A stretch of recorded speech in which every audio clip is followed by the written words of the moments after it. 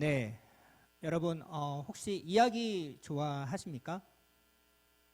네, 이야기를 좋아하지 않는 사람이 어디 있겠습니까? 네, 저도 이야기를 참 좋아하는데요. 여기 계신 많은 분들 또 이렇게 유튜브로 지금 함께 예배 드리시는 많은 분들도 그러했겠지만 제가 어렸을 때는 어머니, 아버지 그리고 할머니가 잠자리에 들 때 많은 이야기를 해주셨던 것 같아요. 당시에는 어린이들 위한 동화책이나 TV 프로그램들이 많지 않아서 주로 잠자리에서 우리가 흔히 접하게 되는 전래 동화들 많이 들었던 것 같습니다. 소녀와 나무꾼, 콩쥐팥쥐, 해님 달님, 토끼와 거북이 같은 이야기를 들었습니다. 특히 저희 어머니는 아주 재미있는 이야기꾼이셨는데 이야기를 듣다 보면 마치 제가 정말 그 현장에 있는 것처럼 정말 실감나게 이야기를 해주셨어요. 그리고 이 이야기를 하는 목적이 이제 잠을 재우기 위해서잖아요. 그런데 너무 재밌게 이야기를 하다 보니까 웃느라고 오히려 잠을 못 자는 그런 아주 재미있는 이야기꾼이셨습니다. 우리 예수님도 아주 훌륭한 이야기꾼이셨습니다. 당시 청중들은 예수님의 이야기를 들으려고 이렇게 많이들 몰려다녔었죠. 그리고 예수님께서 이야기를 아주 잘하셨기 때문에 또한 그 이야기를 통해서 가르침을 주시고 깨달음을 주셔서 수백 명, 수천 명의 사람들이 예수님을 따라다녔습니다. 예수님께서는 수많은 이야기를 통해서 가르치기도 하시고 또 교훈과 감동도 주시고 잘못된 것을 꾸짖기도 하셨습니다. 그런데 예수님이 하셨던 수많은 이야기가 있는데 이 예수님만의 독특한 이야기의 특징이라면 바로 비유라는 방법을 통해서 이야기를 하셨다는 거예요. 기독교인이나 비기독교인이나 할 것 없이 교회를 다니나 다니지 않나 우리에게 친숙하게 잘 알려져 있는 예수님의 비유가 상당히 많이 있는데요. 예를 들면 한 달란트를 땅에 묻은 게으른 종의 비유라든지 선한 사마리아인의 비유, 그리고 돌아온 탕자의 비유 등이 있겠습니다. 그렇다면 이 비유는 무엇일까요? 오늘날 사전적인 의미로 보면 어떤 현상이나 사물을 직접 설명하지 않고 다른 비슷한 현상이나 사물에 빗대어 설명하는 것을 비유라고 합니다. 그렇다면 예수님께서는 왜 비유로 가르치셨을까요? 거기에는 다음 몇 가지 이유가 있겠습니다. 예수님께서 우리에게 비유로 가르치신 첫 번째 이유는 바로 감추어진 비밀을 드러내기 위해서예요. 비유는 우리가 경험하지 못한 것들에 대해서 힌트를 줍니다. 우리도 비유를 통해서 이렇게 이야기를 풀어갈 때가 가끔씩 있잖아요. 예를 들면 여러분 두리안이라는 과일 아세요? 동남아시아를 여행할 때 태국이나 캄보디아에 가면 아주 흔하게 접하게 되는 과일인데 우리나라에서는 보기가 조금 힘들죠. 그런데 이 과일을 맛보신 분 계십니까? 과일의 황제라고 할 만큼 정말로 맛있는 과일입니다. 하지만 이것을 경험해보지 못한 사람들에게 이 과일의 맛이라든지 이 과일의 특징에 대해서 이렇게 설명을 해줄 때 우리는 비유의 방법을 사용할 수가 있겠죠. 예를 들면 이 과일은 맛보다도 먼저 이제 다가갈 때 이제 이 과일에서 풍기는 향기, 냄새가 조금 아주 독특한데 무엇라고 설명을 해줄 수가 있을까요? 우리가 화장실에서 자주 맡게 되는 냄새와 비슷해. 이런 식으로 우리가 잘 알고 있는 것, 자주 접하게 되는 것을 통해서 비유의 방법을 통해 이 과일을 설명할 수가 있겠습니다. 마태복음에 보면 예수님께서 비유를 통해서 가장 많이 설명하신 주제 가운데 하나가 바로 천국입니다. 천국은 그 당시뿐만 아니라 지금도 육신을 입고 태어난 사람들은 이 천국을 자연스럽게 접해볼 수가 없어요. 왜냐하면 지금 우리가 살고 있는 이 세상은 세상의 나라에 속해 있기 때문입니다. 예수님께서 알려주시기 전까지는 그것이 그런 나라가 있는지 그런 나라가 존재했는지조차 알지 못할 정도로 상상조차 해볼 수가 없는 거였어요.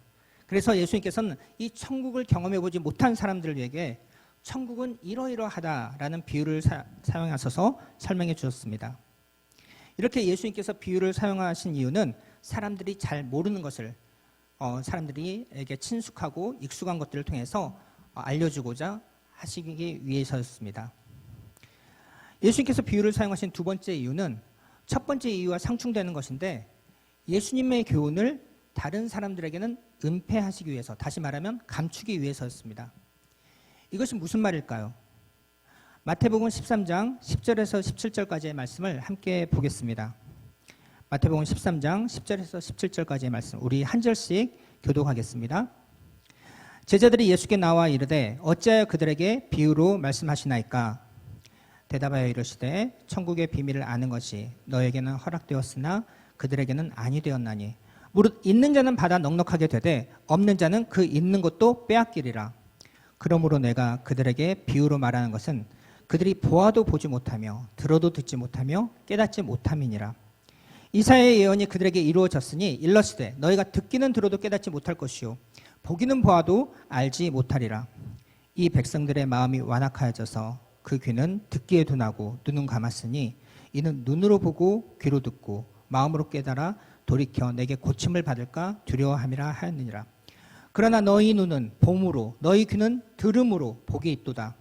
내가 진실로 너희에게 이르노니 많은 선지자와 의인이 너희가 보는 것을 보고자 하여도 보지 못하였고 너희가 듣고자 하는 것을 듣고자 하여도 듣지 못하였느니라. 아멘. 예수님께서 뭐라고 말씀하세요? 너희에게는 천국의 비밀을 아는 것이 허락되었다. 그러나 다른 사람에게는 모든 것을 비유로 말한다. 왜요? 그들이 보기는 보아도 알지 못하고 듣기는 들어도 깨닫지 못하게 하기 위해서. 그래서 그들이 돌아와서 고침을 받고 용서를 받지 못하게 하려는 것이다. 참으로 무서운 말씀입니다. 예수님께서 비유로 말씀하신 이유가 우리가 잘 모르는 것에 대해서 우리의 이해를 쉽게 하기 위함도 있지만 다른 의미로는 우리가 보아도 알지 못하고 들어도 깨닫지 못하게 하려는 의도라는 거예요. 분명히 하나님의 나라가 어떻다는 것을 우리가 예수님의 말씀을 통해서 들었어요. 다른 나라 말로 한 것도 아니에요. 영어로 말한 것도 아니고 일본어로 말씀하신 것도 아니에요. 그들이 사용하는 말로 했어요. 우리에게는 우리가 사용하고 있는 한국말로 적어주셨어요. 그런데 그게 무슨 말인지 깨달을 수가 없어요. 이건 일종의 저주이지요. 얼마나 불쌍한 사람입니까? 그런데 왜 그렇게 하신다고요? 그들이 돌아와서 용서를 받지 못하게 하기 위해서. 아니 예수님, 주님께서는 우리를 용서하시려고 이 땅에 오신 것 아닙니까? 맞습니다. 하지만 당시에는 주님을 대적하는 사람들도 많았습니다. 그들에 대하여 예수님께서는 굽신굽신하지 않았습니다. 굽신굽신 하실 이유도 없었어요. 주님이 필요한 것은 그들이지 주님께서 그들이 필요한 것은 아니었습니다. 제발 내가 하는 말 좀 들어주지 않을래? 내가 하는 말 좀 믿어주지 않을래? 예수님께서는 이러시지 않으셨어요. 예수님께서는 단호하게 귀 있는 자는 들을지어다 하십니다. 내가 하는 말을 듣고 선택은 네가 하는 것이다. 나의 말을 듣고 믿고 따르든지 아니면 보아도 보지 못하고 들어도 듣지 못하고 이해하지도 깨닫지도 못하게 될 것이다 라는 것입니다. 예수님께 적대적인 사람들이 어디 그 당시뿐입니까? 오늘날은 오히려 전 세계적으로 훨씬 더 많지요. 예수님께서는 한 영혼이라도 더 예수님을 알아 구원받기 원하시지만 그렇다고 구원을 애걸하면서 주시지는 않습니다. 왜입니까? 우리가 받은 구원은 예수님께서 자신의 피값으로 이루신 구원입니다. 오히려 우리가 주님께 애원하며 애걸하며 구원을 구해야죠. 그런데 주님께서는 이렇게 주님을 찾는 자들에게는 은혜로 구원을 거저 주십니다. 그러나 주님을 대적하는 자에게는, 주님께 관심이 없는 자에게는 국물도 없다는 것입니다. 그러니 이 감추어진 비유의 비밀을 말씀을 통해서 알게 하시니 우리는 얼마나 복을 받은 사람입니까? 그럼 오늘 본문 말씀으로 들어가 보겠습니다. 오늘 본문은 예수님의 여러 비유 가운데 겨자씨 비유라고 불리는 비유입니다. 예수님께서는 씨 뿌리는 농부의 비유나 잃어버린 양의 비유 같이 농사나 목축에 대한 비유를 많이 하셨는데 이것은 예수님 당시에 대부분의 사람들이 농사와 목축을 했기 때문입니다. 그래서 그들 마음 가운데 이것을 쉽게 이해할 수 있고 쉽게 와 닿을 수 있게 하기 위함이었죠. 만약에 예수님께서 이 시대에 오셨다면 어떤 것을 들어서 비유로 천국을 설명하셨을까요? 제가 혼자서 생각해봤는데 스마트폰이 아닐까. 천국은 매년 업데이트되는 스마트폰과 같으니 매일매일이 새로워질 것이다. 네. 제 생각입니다. 네. 오늘 본문이 있는 마태복음 13장은 총 6가지 비유가 나오는데 그중에서 오늘 본문은 겨자씨 비유라고 불리는 비유인데 오늘 본문 31절 32절 말씀 우리 함께 다시 한번 읽겠습니다. 31절 시작. 또 비유를 들어 이르시되 천국은 마치 사람이 자기 밭에 갖다 심은 겨자씨 하나 같으니 이는 모든 씨보다 작은 것이로되 자란 후에는 풀보다 커서 나무가 되매 공중의 새들이 와서 그 가지에 깃들이느니라. 아멘. 또 비유를 들어 이르시되, 예수님께서는 오늘 본문 앞서서 씨 뿌리는 농부의 비유 그리고 알곡과 가라지 비유를 이미 말씀하셨어요. 이 비유를 들어서 말씀을 통해 열매를 맺는 사람에 대해서 그리고 천국에 대해서 설명을 해주셨습니다. 그리고 오늘 본문에서는 천국은 마치 무엇과 같다고 하십니까? 네, 겨자씨 한 알. 어떤 사람이 자기 밭에 갖다 심은 겨자씨 한 알과 같다고 하십니다. 오늘 말씀을 보니까 오늘 비유를 통해서 예수님께서 알려주시고자 하시는 것은 무엇에 관한 거예요? 천국에 관한 거죠. 여러분, 천국은 무엇입니까? 천국은 어디에 있죠? 천국은 어떻게 갈 수 있어요? 우리가 죽어서 가는 것이 천국입니까? 맞습니다. 우리는 이 땅에서 삶을 마치게 되면 예수 그리스도를 믿는 믿음으로 말미암아 구원을 받아 천국에 가게 될 것입니다. 그렇다면 오늘 말씀 여기에 나오는 천국은 우리가 죽어서 가는 그 천국에 대해서 이야기하는 것입니까? 그렇지 않습니다. 이 천국을 조금 바르게 이해하기 위해서는 우리가 원어의 도움을 좀 받아야 하는데요. 우리말로 천국이라고 번역된 이 단어의 원어는 헤 바실레이아 톤 후라논이라는 그리스어입니다. 여기에서 바실레이아는 나라라는 뜻이고요. 뒤에 후라논은 하늘이라는 뜻입니다. 즉 하늘의 나라인데 이 하늘의 나라를 우리말로 번역할 때 하늘의 하늘천, 나라국 해서 천국으로 우리 성경에 번역되어 있습니다. 그런데 문제점이 생겼습니다. 이 천국이라는 개념이 성경을 통해서 우리에게 들어오기 훨씬 이전부터 우리나라, 우리 민족에는 천국, 천당에 대한 개념이 있었습니다. 그게 바로 이 땅에서 선하게 살게 되면 바로 옥황상제가 있는 천국에 가게 된다는 거죠. 그래서 성경에 나와 있는 천국이라는 단어를 우리가 볼 때 우리는 항상 우리의 지금 이 땅에서의 삶, 죽어서 가게 되는, 죽은 다음에 가게 되는 그곳을 생각하게 된다는 것입니다. 그런데 이것은 그러한 의미가 아닙니다. 마태는 마태복음을 기록했을 때 유대인을 대상으로 마태복음을 기록했습니다. 그런데 유대인을 대상으로 쓰다 보니까 조심해야 할 것이 있었어요. 그것은 바로 유대인들은 10계명의 제3계명인 너는 내 하나님 여호와 이름을 망령되이 부르지 말라는 계명을 대단히 중요하게 생각하였습니다. 그들은 이것을 문자적으로 해석해서 이러한 죄를 범하지 않으려고 아예 하나님의 이름을 부르지 않았어요.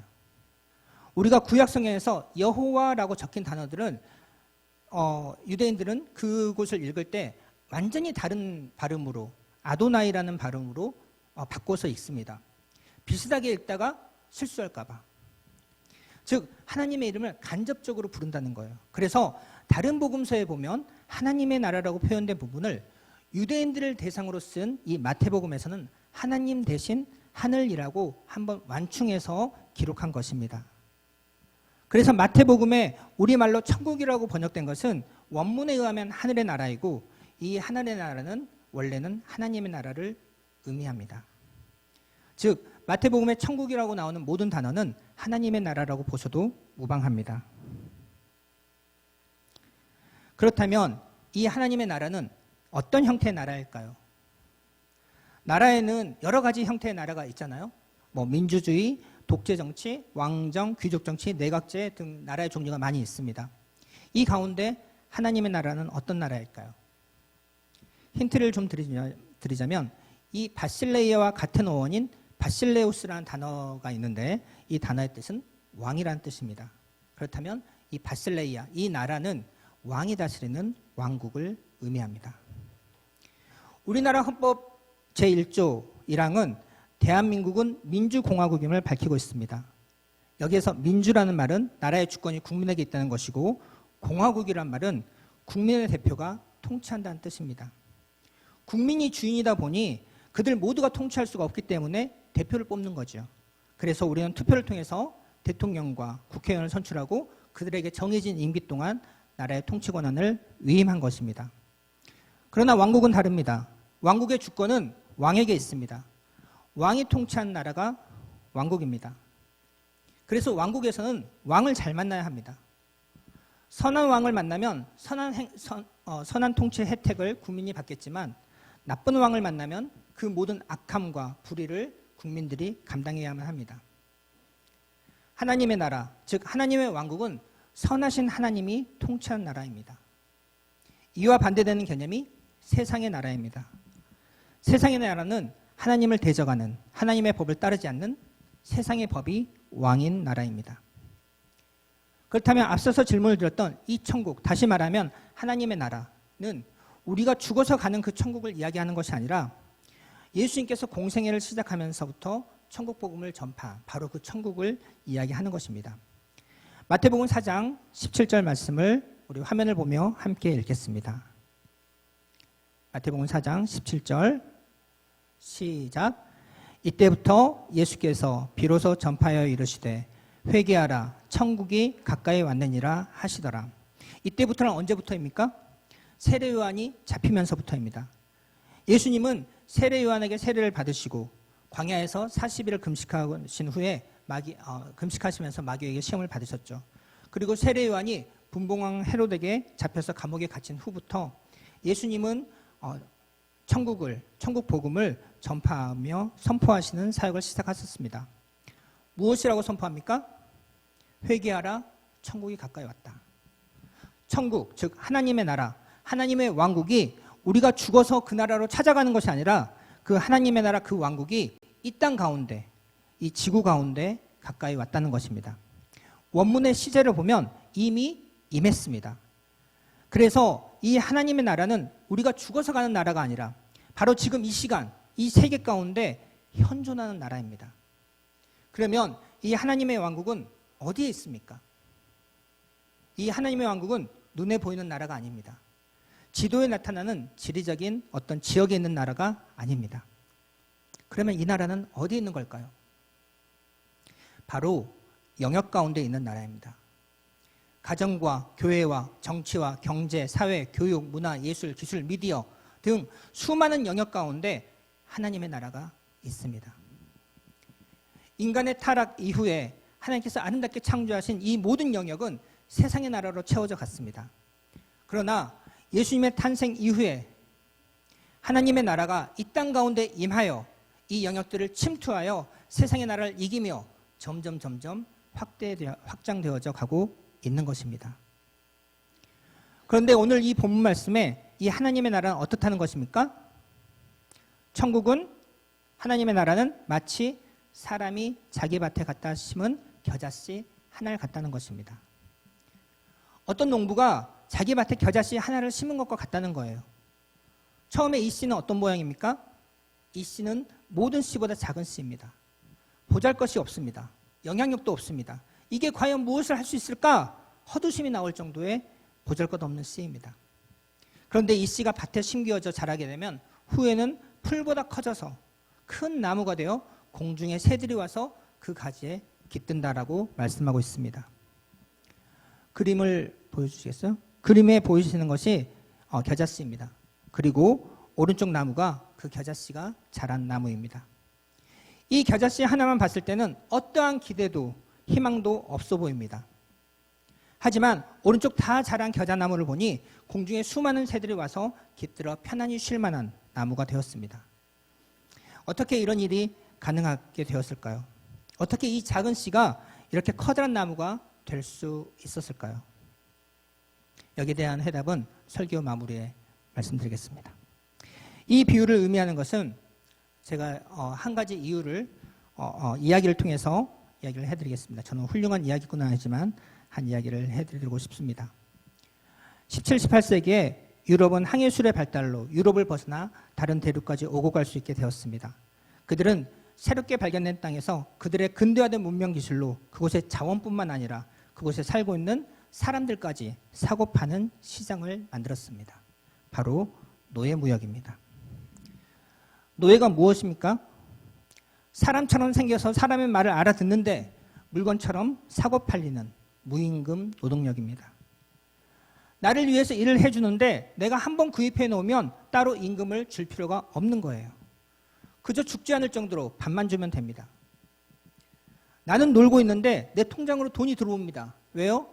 노예가 대신 일을 해주고 있기 때문이에요. 나는 밖에서 놀다 왔는데 집안이 다 청소가 되어 있고 밥이 차려져 있고 설거지가 다 되어 있는 거예요. 그런데 나는 거기에 대해서 추가적인 어떤 비용도 낼 필요가 없는 것이 노예제입니다. 혹시 마음이 혹하지 않으십니까? 하나님으로부터 9가지 재앙을 당하면서도 애굽의 바로가 결코 포기할 수 없었던 것이 바로 이스라엘 60만 무임금 노동력이었습니다.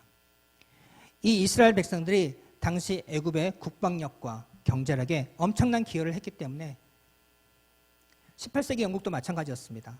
당시 영국은 국가 경제력의 3분의 1이 바로 이 노예를 통한 노동력에 의해서 유지되고 있었습니다. 그런데 한 젊은 국회의원이 선출됩니다. 그의 이름은 윌리엄 윌버포스였습니다. 그는 그의 나이 25살 때 성경책을 읽으며 또 영혼에서 종교의 발생과 진보라는 이 책을 읽으며 이 책에서 영적인 감화를 받고 내적 확신을 가지면서 회심을 경험하게 됩니다. 이때 그는 진정한 의미의 크리스천이 되었다고 고백하고 있습니다. 그는 이러한 영적인 회심을 통해서 기독교적인 것이 아니라고 생각되는 이전의 옳지 못한 습관들을 모두 버리고 정치에 관심을 기울이게 되었습니다. 1787년 10월 28일 28세 전국 젊은 하원 의원 윌리엄 윌버포스는 하나님이 주신 2가지 소명을 자신의 일기장에 이렇게 적습니다. 전능하신 하나님께서 내 앞에 2가지 커다란 사명을 주셨다. 그것은 노예 무역을 폐지하는 것과 이 나라의 관습을 개혁하는 것이다. 윌버포스는 이 사명을 혼자 하지 않고 비슷한 생각과 의무감을 가진 공동체를 통해 함께 진행했는데 이들이 바로 클랩함 공동체입니다. 탁월한 정치인이었던 윌버포스는 이 비전과 사명이 당시 영국 사회에 가져올 엄청난 파문을 잘 알고 있었습니다. 왜 그렇습니까? 18세기 말 영국 사회는 노예 무역과 아동노동, 대중의 빈곤과 상류층의 타락 위에 굳건하게 세워져 있었기 때문입니다. 당시 세계 최고의 해군력과 상산을 갖고 있던 영국은 아프리카 흑인들을 북미 대륙으로 실어나르는 이 노예 무역의 핵심적인 역할을 감당하고 있었던 거예요. 그 당시 영국과 스페인 등 유럽의 제국들은 300만 명 이상에 되는 노예를 식민지에 공급하고 있었습니다. 노예 무역은 연간 수만 명의 고용을 창출하여 식민지 산업의 기둥을 이루고 있었고 국가 수입원의 3분의 1을 차지했을 뿐만 아니라 해군력 증강과 국가 안보에도 커다란 공헌을 하고 있었습니다. 또한 당시에는 지금의 우리의 생각과는 달라서 노예 무역이 잘못된 것이라는 생각 자체가 없었습니다. 왜냐하면 역사적으로 계속해서 노예 무역을 해오고 있었기 때문이에요. 오히려 노예제가 문제다라는 생각이 새로운 생각이었어요. 이런 가운데 1798년 윌버포스는 노예 무역을 폐지하자고 과감히 캠페인을 시작합니다. 체구가 외소했던 윌버포스는 150번이나 되는 격렬한 대의회 논쟁을 통해 영국이 진정한 위대한 나라가 되려면 하나님의 법을 따라야 한다고 주장합니다. 영국의 물질의 눈이 어두워 이 노예제를 계속해서 고집한다면 살아남지 못할 것이다 라고 역설합니다. 이 과정이 결코 쉽지 않았습니다. 막강한 돈과 권력을 가진 기득권들이 윌버포스를 죽이려고 암살을 시도하기도 하고 중상모략을 하고 비방을 하고 자신과 가족을 살해하겠다는 협박 편지를 보내는 등 모든 수단을 총동원해서 윌버포스를 멈추게 하려고 시도했습니다. 그러나 윌버포스는 그가 속해 있는 클랩함 공동체의 회원들과 함께 열심을 다해 노예 무역을 폐지하도록 노력합니다. 그리고 드디어 18년이 지난 1807년 영국 하원은 그에게 유례없는 열광과 존경을 보내면서 노예 무역 금지법을 통과시키게 됩니다. 하나님의 말씀을 통하여 겨자씨만한 하나님의 나라의 소망이 그 마음밭에 심겨졌습니다.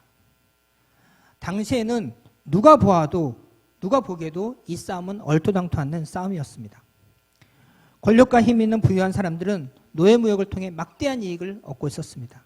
또한 국가안보뿐만 아니라 영국의 기반 산업이 노예 제도에 크게 의지하고 있었습니다. 이 노예제를 없앤다는 것은 나라의 기반을 완전히 허물고 맨 땅에서 다시 시작하는 것과 다를 바가 없었습니다. 한 사람의 외침은 그 커다랗고 구조적인 악을 무찌르기에는 너무나도 보잘것이 없어 보였습니다. 그러나 그 겨자씨가 자라기 시작합니다. 하나님의 나라가 겨자씨에서 시작하여 자라기 시작합니다. 그러자 그것은 한 사람의 비전이 되고 소명이 되며 하나님의 나라는 그가 속해 있는 공동체의 그의 친구들을 통해서 줄기를 내리고 가지를 뻗고 그리고 절대 무너지지 않을 것 같은 영국 사회 안에 따리를 틀고 있는 세상의 법, 노예제를 폐지하는 데까지 자라갑니다. 그리고 이 작은 씨에서 시작한 울창한 나무 아래 공중에 수많은 새들이 그 가지에 와서 깃들듯이 수백만 명의 노예들이 그 나무에서 자유를 얻고 노예를 부렸던 사람들조차도 비인간적인 모습이 벗어지고 하나님의 형상을 회복하게 되었습니다. 하나님의 나라는 이 작은 겨자씨와 같다고 합니다. 하나님의 나라는 처음부터 거대한 나무가 펑 하고 나타난 것이 아니에요. 작고 작은 겨자씨에서 시작합니다. 이 겨자씨에 무엇이 있기 때문인가요? 바로 생명이 있기 때문입니다. 바로 그 생명력이 이 작은 씨를 자라게 합니다. 씨가 벌어지고 움트고 순이 나오고 뿌리를 내리고 줄기를 뻗쳐 가지를 활짝 펼칩니다. 그 가지에서 수많은 잎사귀가 나오며 열매가 열리는 거죠. 그 시작은 작은 씨입니다. 우리의 삶을 바라봅니다. 우리의 가정과 학교와 교회, 우리의 직장, 우리 지역사회와 나라를 바라봅니다. 온 열방을 바라봅니다. 하나님의 나라가 충분히 임하였습니까? 우리 삶의 모든 영역 가운데 하나님의 통치가 온전히 이루어지고 있습니까? 온전히 하나님의 왕되심이, 하나님의 통치가 우리 삶 가운데 이루어지고 있습니까? 그렇지 않다면 누가 왕노릇 하고 있습니까? 내가 왕입니까? 다른 어떤 사람이 왕입니까? 아니면 어떤 간습, 우리의 간습, 습관, 관행, 지금까지 해오던 것, 눈앞에 보이는 이익, 나의 기분, 감정, 돈, 이 왕입니까? 사랑하는 주님의 교회 성도 여러분, 우리의 삶에 천국, 하나님의 나라가 임하기를 원합니다. 하나님께서 하나님의 나라를 세워가십니다. 그런데 하나님께서는 사람을 사용하십니다. 하나님 나라의 소망을 마음속에 간직한 사람, 그리고 그 소망을 자라게 하는 사람, 사람을 두려워하지 않고 습관과 관행을 두려워하지 않고 오직 하나님만을 두려워하여 하나님의 통치를 온전히 사모하는 사람을 통해서 하나님의 나라를 세워가십니다. 바로 그 시작은 하나님 나라의 겨자씨 한 알이 심겨지는 것입니다. 이 씨는 하나님의 주권을 인정하고 하나님의 통치가 이루어지기를 바라는 작은 하나의 생각일 수 있습니다. 또는 이렇게 되면 좋겠다라는 작은 바람일 수도 있어요. 아니면 한 줄의 짤막한 기도일 수도 있습니다. 하나님께서 일하시도록 나의 힘과 고집을 내려놓고 한 발자국 물러서는 자리 비움일 수도 있습니다. 하나님 나라의 겨자씨가 우리 마음 가운데 심겨지기를 축복합니다. 하나님 나라의 겨자씨가 우리 마음에, 다음 세대의 마음 가운데 심겨지기를 소망합니다. 그래서 어른이나 아이나 할 것 없이 온 세대가 하나님을 대적하여 높아진 모든 것을 다 무너뜨리고 모든 생각을 사로잡아 그리스도에게 복종하게 되는 이 하나님의 나라를 세워가는 저와 여러분, 그리고 주님의 은혜 교회 되기를 예수님의 이름으로 축복합니다.